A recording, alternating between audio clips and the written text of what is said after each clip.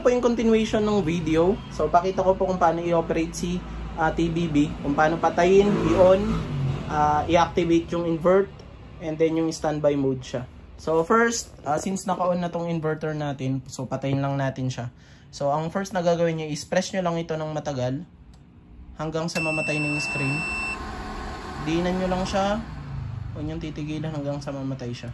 So ayun, namatay na totaling screen, ibig sabihin off na yan. And then sa pag-on naman, click nyo lang to ng 1 to 2 seconds. Ayun, bitaw. Mag-standby mode po yan. So hintayin natin lumabas yung standby dito.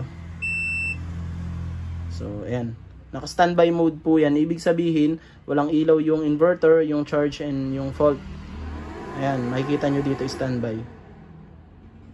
So ayan, naka-standby mode. Ibig sabihin pag naka-standby ka, pwede ka na ngayon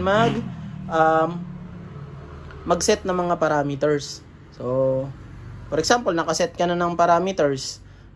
So kung gusto nyong i-on na yung inverter, gusto nyo mag-output, press nyo lang to ng 1 to 2 seconds lang din. 1001, 1002. Ayun, magkiklik po yan, and then mag-open po yung ilaw dito sa invert.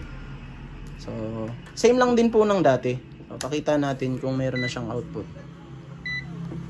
So ayan, sundutin natin yung line and neutral.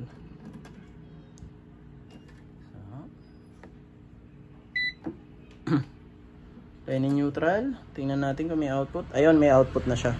So ibig sabihin activated ng inverter niya.